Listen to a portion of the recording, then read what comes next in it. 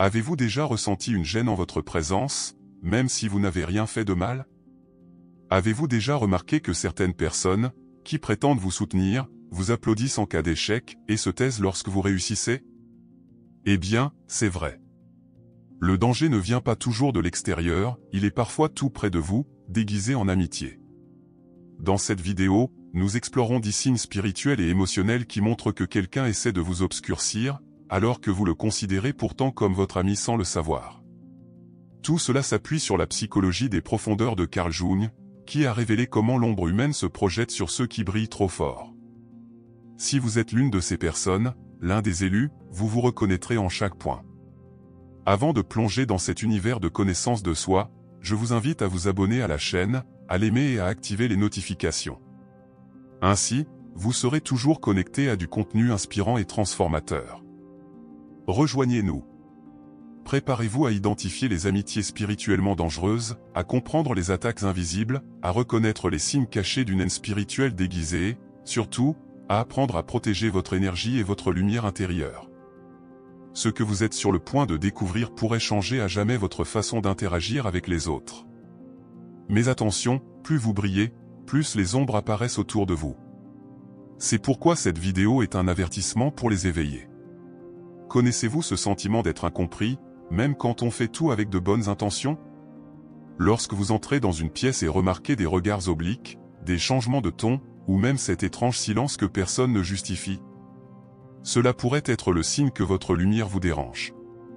Pour Carl Jung, ce qui nous dérange chez les autres révèle des parts de nous-mêmes que nous n'acceptons pas, c'est la fameuse projection de l'ombre. Et croyez-moi, les élus portent une lumière qui révèle l'obscurité des autres, sans un seul mot. La présence des élus révèle des vérités que beaucoup passent leur vie à essayer de cacher.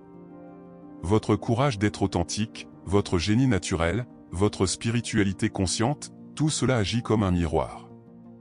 Et les miroirs effraient ceux qui vivent en se fuyant. C'est pourquoi vous attirez des amitiés toxiques déguisées en soutien, des personnes qui se rapprochent, mais qui, au fond, ressentent un profond malaise, un mélange d'envie spirituelle, de haine dissimulée et d'admiration irrésolue. Le problème ne vient pas de vous, mais de la lumière que vous portez. Ces personnes ne vous attaqueront pas directement. La plupart du temps, leurs attaques sont des signaux cachés. Par exemple, lorsqu'on exprime une satisfaction voilée face à votre douleur, ou lorsqu'on vous propose une aide qui ressemble davantage à un piège. Vous connaissez ce conseil ironique?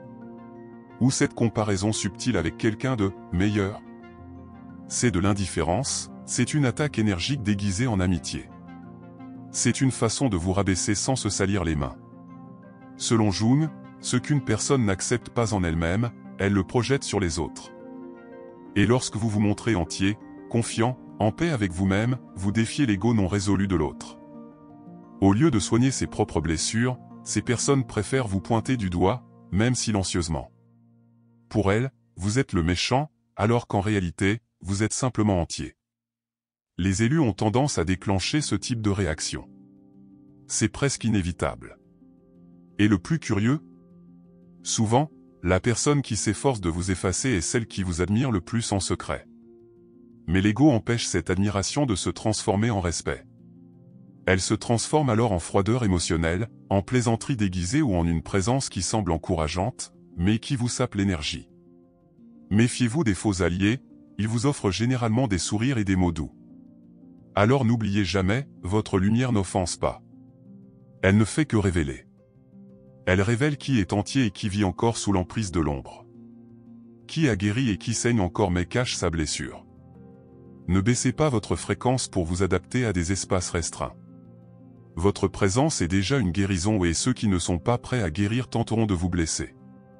Mais cela en dit plus sur eux que sur vous. Alors, la prochaine fois que vous sentez un sentiment tenace flotter dans l'air, arrêtez-vous et observez. Demandez-vous, est-ce que je fais quelque chose de mal, ou est-ce que je fais juste briller une lueur d'espoir dans un endroit où règne l'obscurité? Ce qui ressemble à une critique n'est pas toujours personnel. Parfois, c'est juste une autre âme qui lutte contre ses propres ténèbres, et vous, lui rappelez qu'elle doit changer. Et ça fait mal. Mais ça lui fait plus mal qu'à vous. Toute agression ne se manifeste pas par des cris. Parfois, ce qui blesse, c'est précisément ce qui n'est pas dit. Le silence peut être un baume, mais dans certaines relations, il devient une arme. Et peu en prennent conscience à temps. Pour Carl Jung, l'ombre n'agit pas toujours consciemment. Souvent, elle se manifeste par omission, par absence intentionnelle. Et lorsqu'il s'agit des élus, ce silence n'est pas de l'inattention, c'est un rejet voilé. C'est un jugement qui n'est jamais prononcé à voix haute, mais qui résonne dans le vide des conversations qui n'ont pas lieu. Avez-vous déjà remarqué comment certaines personnes disparaissent au moment où vous avez le plus besoin d'elles? Ou comment elles ignorent tout simplement vos victoires, vos difficultés, vos réussites? C'est ce qu'on appelle le silence sélectif. Une forme de manipulation émotionnelle qui vise à vous faire sentir invisible, hors sujet, exagéré. Et attention, c'est une attaque spirituelle. Car elle tente de vous couper, sans parole, de votre force vitale. Elle vous fait douter de vous-même, même sans confrontation directe. Il est courant que les élus traversent cette épreuve. Lorsqu'on commence à briller, à grandir spirituellement, à se libérer des schémas, certains n'arrivent pas à suivre. Alors, au lieu de reconnaître leur malaise, ils se ferment. Ils coupent le courant. Ils vous isolent subtilement. Ils cessent d'aimer, de répondre, de chercher. Tout cela sous prétexte de « je suis occupé, je suis pressé ». Mais au fond, ce qui se passe, c'est une coupure d'énergie calculée. Selon Jung, l'inconscient trouve des moyens ingénieux d'exprimer son rejet sans que la personne ne s'en rende compte. C'est pourquoi le silence est plus douloureux que 1000 mots durs. Parce qu'il laisse place au doute. Il vous pousse à vous demander « ai-je fait quelque chose de mal ?» Et c'est précisément là le problème. Vous commencez à vous taire vous aussi. Et puis, sans vous en rendre compte, vous entrez dans le jeu de l'autre, le jeu de la guerre silencieuse. Ce silence n'est pas la paix. C'est un jugement tacite. C'est une sorte de trahison silencieuse qui vous met au pied du mur sans assumer aucune responsabilité. Et c'est dangereux, surtout pour ceux qui ont un cœur ouvert et sensible. Car les attaques invisibles sont les plus difficiles à détecter et celles qui drainent le plus d'énergie vitale. Elles sont comme des fuites émotionnelles, l'âme saigne, mais personne ne le voit. Voici un conseil pratique, soyez attentifs au schéma. Qui disparaît lorsque vous gagnez? Qui vous réduit au silence lorsque vous exprimez votre vérité? Qui ne répond pas lorsque vous partagez votre lumière? Ce sont des avertissements spirituels clairs, vous avez affaire à quelqu'un qui ne sait pas gérer votre énergie. La solution n'est pas de vous fermer aux autres, mais de renforcer votre intuition spirituelle et de protéger votre fréquence. Alors, la prochaine fois que le silence se répète, ne le considérez pas comme quelque chose de neutre. Voyez-le pour ce qu'il est, un langage. Un langage qui en dit long, même silencieux. Et qui porte souvent plus de jugement que n'importe quel cri. Le silence peut aussi être un choix. Et lorsqu'il apparaît de manière sélective, c'est parce que quelqu'un essaie de vous punir d'être qui vous êtes. Cela peut paraître absurde, mais on devient souvent ennemi de quelqu'un, sans rien avoir fait du tout. Lorsqu'une personne refuse de gérer ses propres conflits intérieurs, elle cherche un coupable extérieur bienvenu. Et devinez qui joue généralement ce rôle? Et oui, vous, qui brillez. Selon Carl Jung, c'est l'une des fonctions les plus dangereuses de la projection d'ombre. Au lieu d'assumer ses propres sentiments, la personne déforme la réalité pour vous faire passer pour le méchant et, bien sûr, elle se pose en victime. C'est l'un des processus les plus douloureux pour les élus, car ils touchent généralement leurs proches. Et le plus choquant, c'est que cela se fait souvent inconsciemment. La personne ne réalise pas qu'elle vous utilise comme un miroir déformé de ses propres traumatismes. Elle commence alors à nourrir un récit intérieur selon lequel vous êtes froid, arrogant, distant, insensible, même si vous avez toujours été empathique et loyal. Cela se produit parce que votre lumière touche des blessures qu'elle refuse d'affronter. Soyez attentifs aux signes cachés, une soudaine froideur émotionnelle, des comparaisons subtiles avec d'autres personnes, des commentaires comme « tu as changé » ou « tu te crois trop bien maintenant ». Ces phrases sont bien plus révélatrices qu'il n'y paraît. Elles révèlent une haine spirituelle cachée, une tentative de dévaloriser ce que vous êtes devenu, car l'évolution dérange ceux qui stagnent. Et le plus dangereux? Souvent, ces critiques s'accompagnent d'un ton d'inquiétude, le fameux déguisement de la fausse aide. Ce comportement est un mécanisme de défense. En vous transformant en méchant, l'autre personne évite de se regarder en elle. Elle n'a pas à assumer la responsabilité de ses sentiments, de ses choix ou de sa douleur. Jung explique qu'au lieu d'intégrer l'ombre, il est plus facile de la projeter sur les autres. Et lorsque l'autre personne a grandi spirituellement, vit avec discernement spirituel et n'accepte plus les miettes, c'est fini. Elle devient une menace. Les élus sont passés maîtres dans l'art de faire ressortir le meilleur et le pire chez les autres. Et ce n'est pas votre faute. C'est un effet secondaire de votre authenticité. Plus vous vous alignez avec votre vérité intérieure, plus vous perturbez les fausses structures qui vous entourent.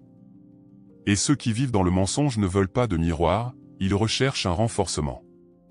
Si vous ne participez pas à l'illusion, vous devenez automatiquement un problème. Même si votre seul défaut était d'exister dans votre propre lumière. Par conséquent, n'essayez pas de vous justifier auprès de quelqu'un qui a déjà décidé de vous teindre en noir.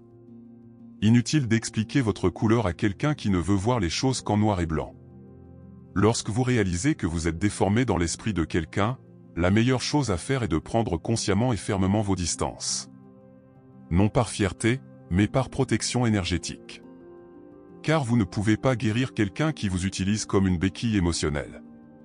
Alors, la prochaine fois que vous aurez l'impression d'être jugé, incompris ou d'être le méchant de quelqu'un d'autre, rappelez-vous, il s'agit de la douleur de quelqu'un d'autre, pas de la vôtre. Et une chose de plus, vous n'êtes pas arrogant, vous avez juste appris à ne pas accepter les miettes. Et cela, pour beaucoup, est impardonnable. Avez-vous déjà ressenti une lourdeur dans l'air, sans raison apparente, quelque part?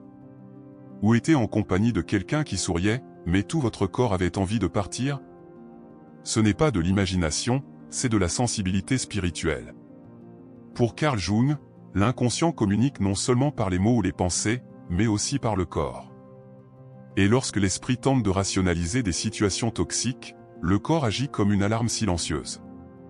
Les élus possèdent cette sensibilité accrue, leur corps devient un radar pour détecter ce que la logique ignore. Vous connaissez cette blague qui vous met mal à l'aise, même si tout le monde rit? Cette blague sur vous, déguisée en humour, mais qui fait l'effet d'un coup de poing dans l'estomac? C'est l'un des signes cachés que quelque chose ne va pas. Et votre corps le sait. Il ressent l'énergie lourde dans l'air, l'intention derrière le discours, la vibration de l'autre. Ne sous-estimez pas cela. Souvent, quand quelqu'un essaie d'éteindre votre lumière, ce n'est pas seulement par des mots, c'est par sa présence, son toucher, son regard. Et votre corps ressent tout cela avant même que vous ne compreniez ce qui se passe. Carl Jung disait que chaque symptôme est un message. Et lorsqu'on ressent une oppression thoracique, un malaise récurrent en présence d'une personne, une tension abdominale inexpliquée, il peut s'agir d'une attaque énergétique. Les élus ne tombent pas malades pour rien. Chaque symptôme véhicule un message inconscient, cette relation vous fait du mal, cet environnement vous épuise. Lorsque vous réprimez ce message, votre corps hurle plus fort. Et si vous persistez à le nier, ce hurlement se transforme en maladie. Le langage corporel en dit long sur votre entourage. Posture fermée, regard détourné, contact rapide ou absent, autant de formes inconscientes de communication spirituelle. Et les ennemis déguisés maintiennent rarement un contact visuel prolongé. Car ceux qui vous envient, ceux qui éprouvent une haine dissimulée, ne peuvent pas vous regarder dans les yeux longtemps. La lumière vous dérange. La vérité révélée par vos gestes vous dérange aussi. Et votre corps ressent ce choc avant que votre esprit ne le traite. Pour ceux qui vivent dans un état de spiritualité consciente, il est essentiel de développer une sagesse intuitive. Cela implique d'être davantage à l'écoute de son corps. Si vous quittez un rendez-vous avec un mal de tête, prenez en note. Si vous vous sentez épuisé après une rencontre, réfléchissez. La fatigue n'est pas toujours liée au travail, elle provient souvent d'amitiés spirituellement dangereuses, de conversations superficielles qui cachent des jugements profonds, d'interactions apparemment légères mais qui épuisent l'énergie vitale. Le conseil ici est pratique, tenez un journal émotionnel. Notez ce que vous ressentez après avoir rencontré certaines personnes. Cela vous aidera à identifier des schémas récurrents. Identifiez qui vous dynamise et qui vous épuise. Qui vous accueille et qui vous épuise. Avec le temps, vous réaliserez que votre corps n'a jamais eu tort, vous avez peut-être simplement appris à le faire taire pour entretenir des relations qui ne vous servent plus. Mais maintenant, avec la conscience, vous pouvez faire la coupure énergétique nécessaire. Alors, si vous sentez que quelque chose ne va pas, même sans raison apparente, ayez confiance en vous. Parfois, le corps réclame ce que l'esprit ne peut pas encore admettre. Et croyez-moi, là où l'esprit rationalise, le corps dénonce. Et pour les élus, ignorer cela, c'est courir le risque de vivre une souffrance qui n'est même pas la vôtre ou une souffrance qui appartient à ceux qui vous attaquent en silence, mais que vous persistez à garder à proximité. Avez-vous déjà essayé de plaire à tout le monde et pourtant eu l'impression que certains ne vous aimaient pas? Eh bien, oui. Aussi gentil, serviable ou sincère que vous soyez, votre lumière trouble ceux qui vivent encore dans l'ombre. Et voici une vérité dérangeante, mais libératrice, si tout le monde vous aime, vous vous trahissez peut-être vous-même d'une certaine manière. Car les élus ne sont pas venus au monde pour plaire, ils sont venus pour se transformer. Et la transformation exige de l'inconfort. Selon Carl Jung, l'éclat des autres peut nous rappeler cruellement tout ce que nous n'avons pas encore. Quand on gagne, qu'on avance, qu'on change, qu'on guérit, on devient le miroir de ceux qui restent prisonniers de leur propre souffrance. Et cela réveille des ressentiments cachés, souvent déguisés en indifférence ou en neutralité. Mais soyez attentifs, certains ne se manifestent que lorsque vous trébuchez. Et quand vous brillez? Le silence absolu. Ce n'est pas une coïncidence, c'est une envie spirituelle silencieuse. Ces personnes ressentent un étrange soulagement lorsque quelque chose ne va pas chez vous. Elles ont l'air pitoyables, mais au fond d'elles, elles sont ravies. C'est ce qu'on appelle la satisfaction face aux échecs des autres, l'un des signes les plus évidents que vous avez affaire à un saboteur déguisé en ami. De plus, lorsque vous réussissez quelque chose, elles se précipitent pour minimiser votre victoire, disant que c'est de la chance, que vous avez changé, ou que vous êtes trop différent. Ne vous y trompez pas, il ne s'agit pas de critiques constructives, mais de haine spirituelle déguisée en opinion. Les élus sont souvent rejetés, non pas parce qu'ils sont pires, mais parce qu'ils ont une présence qui illumine trop les environnements sombres. Votre énergie est intense, votre spiritualité profonde et votre regard portent une vérité que beaucoup refusent de voir. De ce fait, vous serez exclu de certains cercles, ignoré dans d'autres, et même discrédité par ceux qui prétendent être de votre côté. Mais ce n'est pas une punition, c'est un signe clair d'alignement avec votre mission. Lorsque vous êtes rejeté, demandez-vous, est-ce vraiment du rejet ou une protection déguisée? Car, en pratique, l'univers pourrait vous éloigner des lieux où votre lumière serait gaspillée. Carl Jung disait que la véritable croissance implique toujours une forme de rupture. Et, généralement, le prix de l'authenticité est la perte de l'acceptation collective. Mais le gain est inestimable, liberté spirituelle, clarté émotionnelle et paix intérieure. Voici une suggestion pratique, remarquez qui reste avec vous-même lorsque vous êtes en train de changer. Qui célèbre sincèrement votre évolution? Qui vous encourage lorsque vous franchissez une étape? Qui vous regarde avec une étincelle dans les yeux et non avec une jalousie déguisée en conseil? Ce sont ces liens que vous devez entretenir. Le reste, eh bien, le reste, ce sont des leçons. Et certaines leçons se font sous couvert d'amitié. Alors, ne vous inquiétez pas si vous constatez que beaucoup vous rejettent. C'est peut-être précisément le signe que vous êtes sur la bonne voie. Votre lumière est trop vive pour être ignorée, et cela dérange les gens. Cela dérange ceux qui vivent dans l'obscurité, ceux qui n'ont pas encore trouvé leur propre lumière, ceux qui confondent authenticité et menace. Mais n'éteignez pas votre lumière pour entrer dans la poche émotionnelle de quelqu'un. Brille quand même. Tous les beaux discours ne viennent pas d'un cœur pur. Tous les discours sur la lumière ne viennent pas forcément de la lumière. L'un des pièges les plus dangereux pour les élus est la pseudo-spiritualité ou ce genre de langage empli de mots nobles, mais chargé de manipulation, de jugement et de contrôle. Carl Jung nous avait prévenu, l'ombre peut aussi se déguiser en illumination. Et lorsque cela se produit, les dommages sont profonds, car on baisse sa garde, pensant être en présence d'un maître, alors qu'en réalité, on est en présence d'un ennemi déguisé. Il est courant de trouver des personnes qui utilisent des expressions comme « tu es sans lumière », « ton énergie est lourde »,« tu es sur la mauvaise voie », mais au lieu de t'aider, ces phrases sont chargées d'un rejet volé et d'une haine spirituelle cachée. Elles utilisent la spiritualité pour te rabaisser, pour te censurer émotionnellement. Il s'agit d'une forme moderne d'agression, la spiritualité comme arme de silence, où l'autre se présente comme éclairé, et toi comme quelqu'un qui a tort, qui est déséquilibré ou perdu. Il ne s'agit pas d'évolution, c'est du contrôle émotionnel déguisé en sagesse. Les personnes choisies vivent souvent ce phénomène parce qu'elles sont perçues comme différentes, intenses et profondes. Leur intuition spirituelle est forte, leur génie authentique et cela dérange ceux qui se contentent de répéter des clichés sans les vivre pleinement. La spiritualité, en pratique, est accueillante, douce, ferme et transformatrice où elle n'est ni critique, ni élitiste, ni oppressive. Si quelqu'un utilise la spiritualité pour vous humilier, vous corriger par supériorité ou vous détourner de votre propre cheminement, fuyez. Ce n'est pas un guide, c'est un prédateur énergétique déguisé en mentor. Carl Jung disait que la véritable transformation implique d'intégrer l'ombre, et non de la nier. Et beaucoup de ceux qui se prétendent, de lumière, vivent encore profondément déconnectés d'eux-mêmes, projetant leurs propres blessures non cicatrisées sur les autres. C'est pourquoi ils parlent gentiment, mais vibrent lourdement. Et on le ressent. Même si on ne peut l'expliquer. C'est comme un doux parfum qui, après quelques minutes, commence à s'étouffer. Ce qui semble léger se transforme vite en une attaque énergétique déguisée. Voici un conseil pratique, si vous quittez une conversation spirituelle en vous sentant petit, mal placé ou sous-estimé, c'est un signe caché. La véritable spiritualité vous fortifie, elle ne vous diminue pas. Elle vous épanouit, elle ne vous étouffe pas.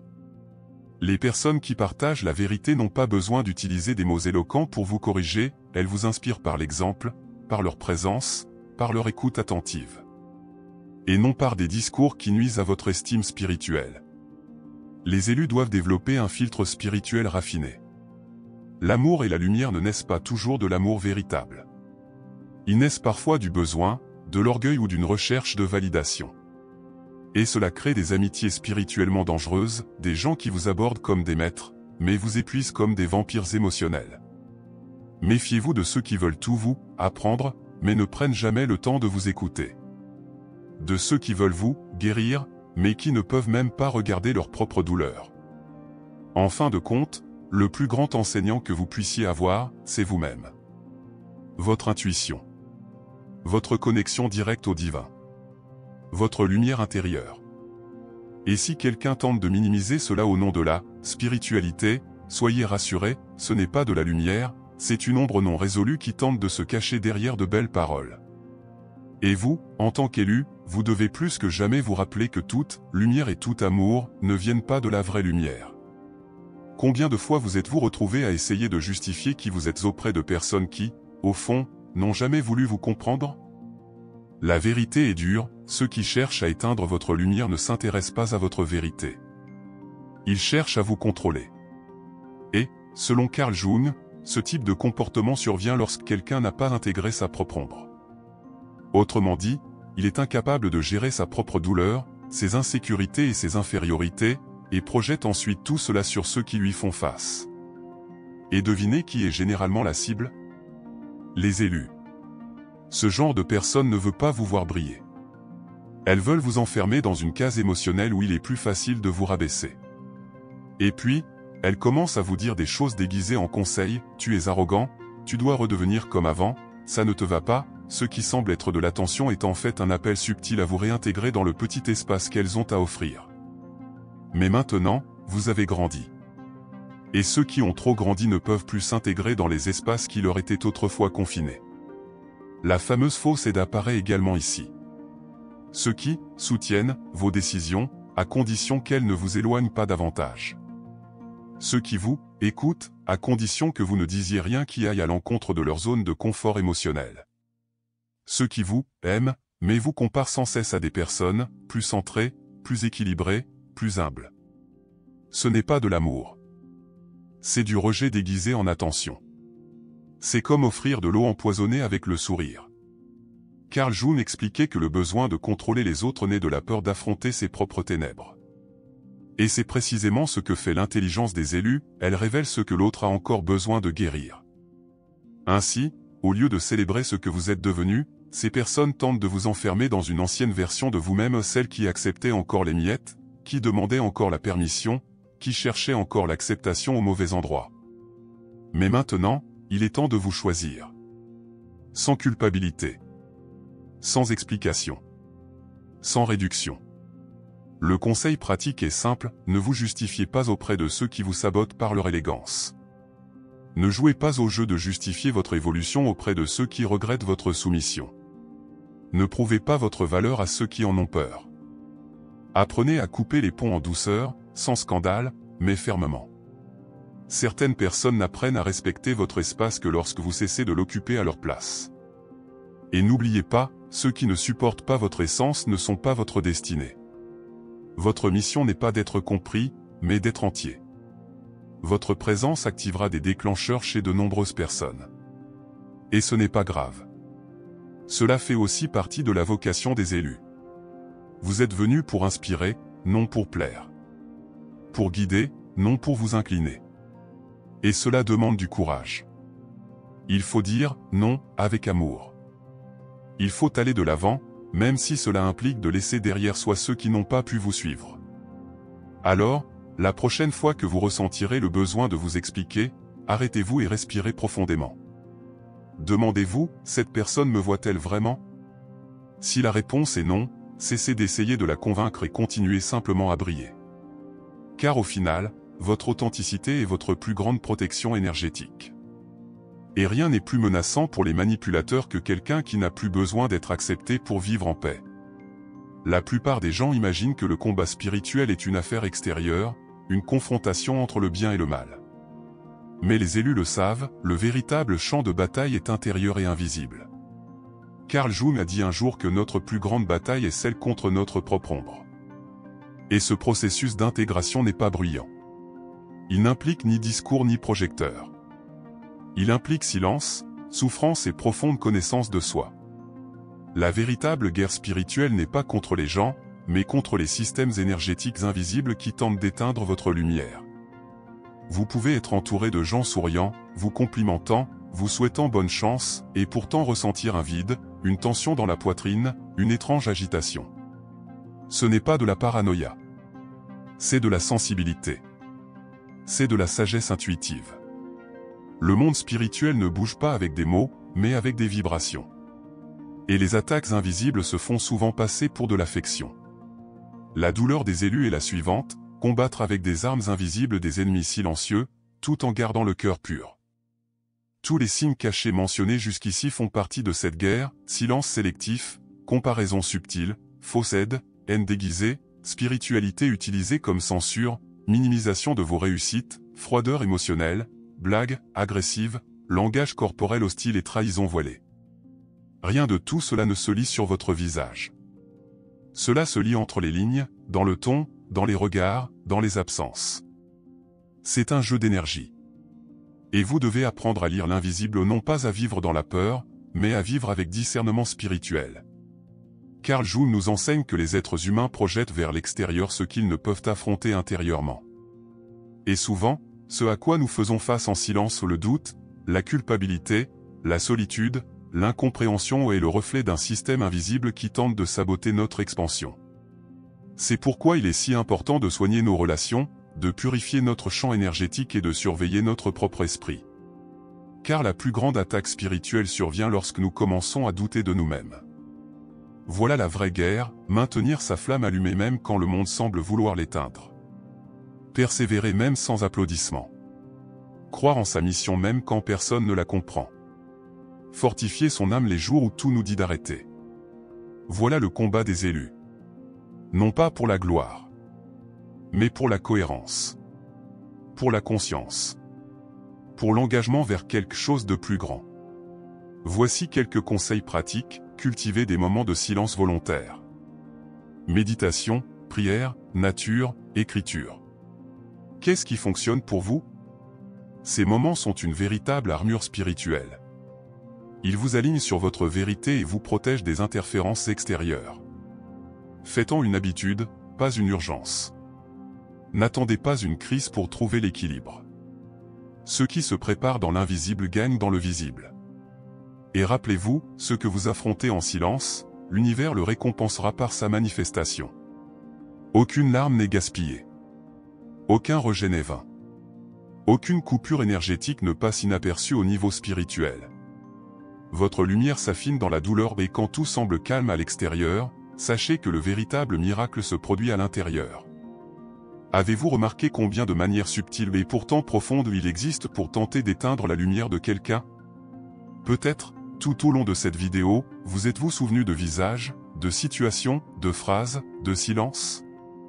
Et vous comprenez maintenant que rien de tout cela n'a été vain. Les élus traversent ces épreuves parce qu'ils sont nés pour briller et il est impossible de briller sans perturber quelques ombres en chemin. Mais le plus important n'est pas ce que les autres essaient de faire de votre lumière. C'est ce que vous en faites. Vous pouvez essayer de la dissimuler pour vous intégrer là où vous n'êtes pas le bienvenu. Ou vous pouvez choisir, chaque jour, de continuer à briller, même en sachant que cela éloignera certains et attirera des défis. Le choix vous appartient. Et c'est là que réside votre pouvoir. Puissiez-vous, dans ce contenu, servir de miroir à votre propre processus de guérison et de renforcement. Non pas pour générer de la paranoïa, mais pour susciter une conscience spirituelle. Puissiez-vous apprendre à protéger votre énergie, à faire confiance à votre intuition et à discerner qui marche vraiment à vos côtés et qui fait semblant de vous tenir la main tout en vous tirant vers l'arrière. Maintenant, dites-moi, lesquels de ces signes avez-vous déjà identifiés dans votre vie? Avec qui? À quel moment? Quelle énergie vous entourait? Et surtout, que comptez-vous faire de cette nouvelle compréhension? Continuerez-vous à vous expliquer à ceux qui ne vous écoutent pas? Continuerez-vous à essayer de vous intégrer là où vous n'avez pas votre place? Ou commencerez-vous à vous choisir avec courage et dignité? Si ce message a parlé à votre âme, commentez ci-dessous avec le mot « signe ». De cette façon, je sais que vous avez entendu l'appel et que vous êtes prêt pour l'étape suivante.